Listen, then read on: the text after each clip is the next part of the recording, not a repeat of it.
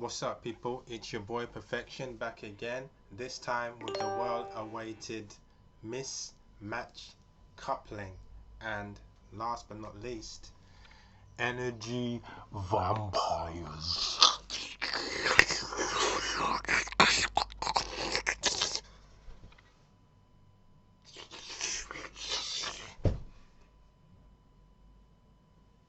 Which one should we start with, guys? Should we start with the mismatch coupling, or should we start with the energy vampires? Okay, I think what we'll do is I'll try to kind of do them separately, but they may kind of blend in. Okay, the first thing I want to start with is mismatch coupling, because something that came to my mind the other day was, um, say I was I think I said in one of my videos that say I was a 6 out of 10 and I went for a woman that was a 4 out of 10. Okay, um, it's one thing you being able to attract a woman that is, say, 2 levels below you. It's one thing you being able to attract her, because even sometimes when they're 2 levels below you, it can be quite tough. But let's assume that you did, okay, and you've got this woman. And again, I'm a person that it's not always about looks anyway. It's about personality, and I think this is what's so important about this, is that for me personally, I've known, there's certain people I know where it is all about the looks. They have to look a certain way. I think facial features really matters to them as well.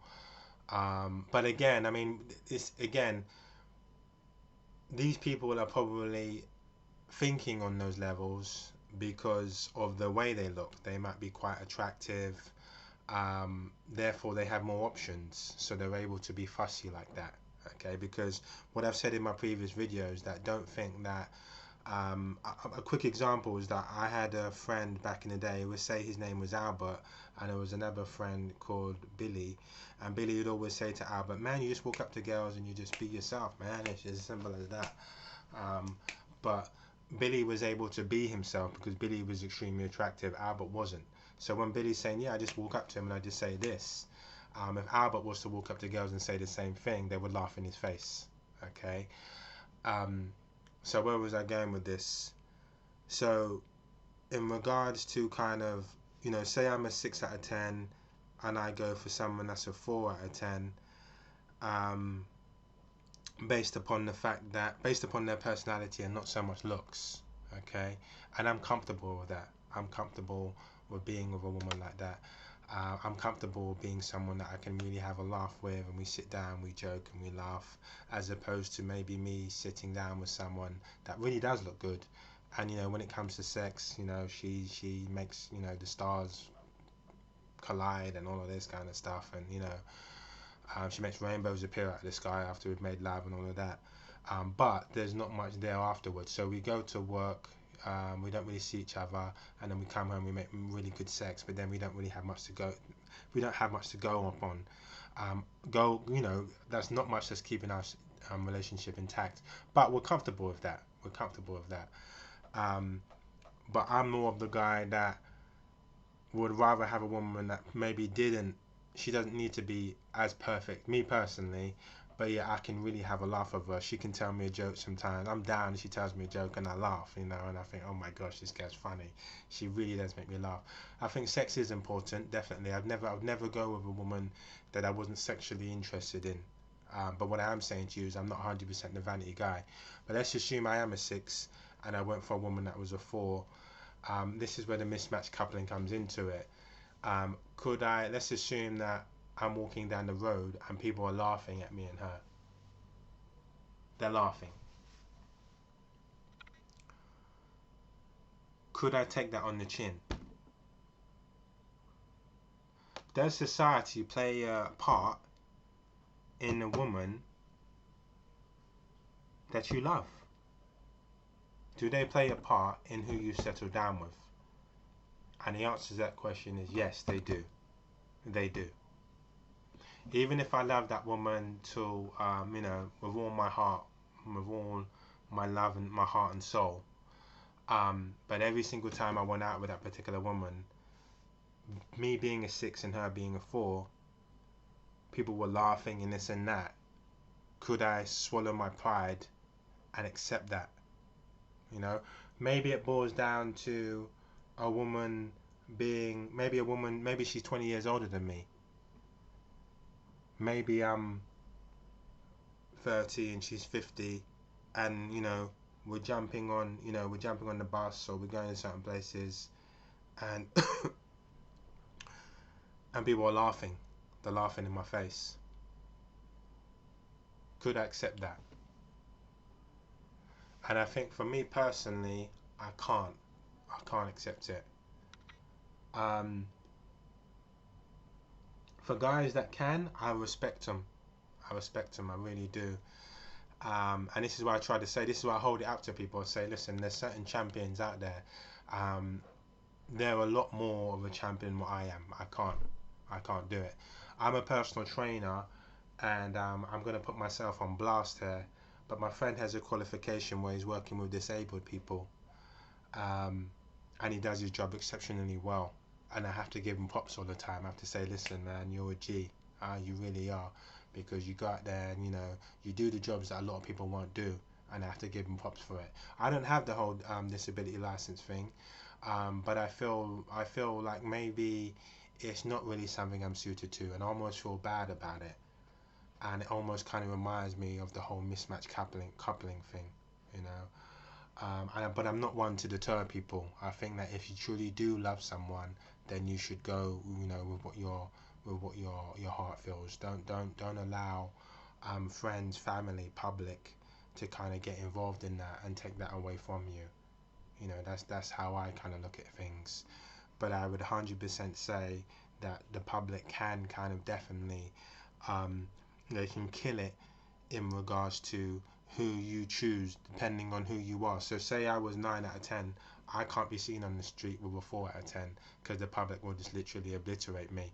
Is there a difference between a woman being able to do certain things, being able to walk, mismatch, a woman being the prized possession, the woman being the trophy, and the man being a trophy? Yes, there is, because society accepts women as gold diggers. They accept it. So a woman is able to be in a relationship with a man, and she looks like a supermodel, and the guy could be 4 foot tall and he looks like a mess. Society generally accepts it. Although, what I found is when I was with a partner, because I said in one of my previous videos, BBW, that I was with a partner that was about 15 stone, 14 stone. And when I was with her, her weight dropped down to about 13 stone. So she was really kind of, curvy, in all of the right places. She had a beautiful looking face. And I found that it was a new threat. As a black person, it was a different kind of threat. It wasn't a threat like she was too ugly or this or that. It was a threat where I had guys literally certain times, like I was going into clubs, and bouncers like, oh, well, how you doing? He knew I was with her, but he would separate us. He'd say, step right, mate, step back, please, her first, and all that. And then he would try and rub her hand in the crowd while I was there. And I'm like, what are you doing? All of that kind of stuff. And I noticed that she was entertaining it. So there's certain even pubs I went into with her, because that's what she enjoyed going to, where people walk up and say, oh, bloody hell, mate, you do things to me, and all of this kind of silliness, to the point where almost felt like bottling the guy, picking up my pint glass and just smashing it on the guy's head. So this is what I say about mismatch coupling, is that um, with her, eventually, I almost felt to myself like, this is like, maybe we should just stay in and never go out. It was that kind of thing. If I was willing to go out with her, I better be prepared that I'm gonna most likely get into some sort of fight.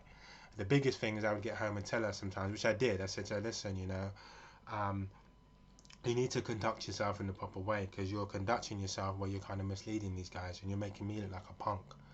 Yeah, stop doing it. I don't like it. I have a problem with it.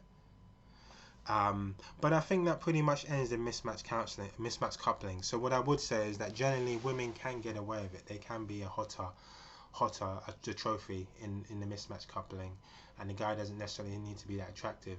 But people will always assume that she's using him for money, and a lot of the time she is. It's as simple as that. So if you see me scratching my face, guys, and doing all those kind of things, it's the fact that we this time of year there's a certain rose or plants that grow in my garden, and they basically cause me to itch. It's as simple as that. And I've had people come in my room as well, and it's quite interesting because when I see them sit, I'll see them sitting down, and I think, right, are they gonna? Is it gonna affect them? Is it gonna affect them? And then sooner or later they'll be like, yeah, look, someone I was, yeah, so but there's nothing I can do about it. All I can do really is chop down the whole of my garden. Um, and yeah, I hope that it kills off whatever plant it is out there. But yeah, in regards that's the so women can get away with it. Generally, guys can't. Guys can't. Because I've been out, even with that particular female there, because she was Caucasian at the time. At the time, she still is, and I was black. Even when I was walking past my young women, there were, and all them kind of screw faces and this and that, which I have a problem with actually, because when I was single, those same black women didn't want to give me the time of day. Now all of a sudden now they've got a problem with me being, with this Caucasian girl. I had an issue with that, but it got to a stage where I almost wanted to stay indoors. I didn't really want her outside. But one thing I can say was she was, I assume, because you never know. You'll never know whether someone's cheating on you. That's the whole, you'll never know. And I'm not one to kind of keep my woman caged um, in the home. She can't go out, she can't do this, control her and all of that kind of thing. It's not me. Even though some women like that. Some women like men telling them what to do. They're submissive. The man says you never go out, yeah, you never go out and stand up and sit down, all that. They like it because they see it as though the man has all of his time invested in her, and he does. He's checking up on her, he's following her when she can't even go to the toilet without taking a pee, without him waiting outside the door, and they love it. But I'm not that kind of guy. I'm not one of those guys to be stalking and all that kind of stuff in order for my woman to respect me. Yeah, I don't need to stalk her in order for A, to show that I love her that much, and B, to prevent her being in the hands of other men.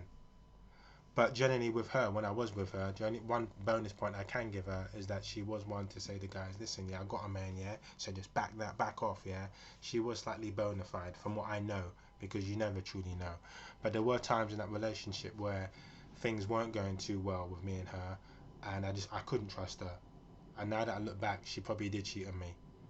If things didn't go well for a day or a week, she's probably out there. But anyway, so getting back to the whole mismatch counselling, so we got off because I've kind of got off topic. Yeah, for men, it's different for men. It's different for men. Men have to put up with a hell of a lot of drama um, from other women. From other men, yes. Other men, sometimes you'll be walking past men, and men will look at you and her, and they'll laugh at you. They'll go,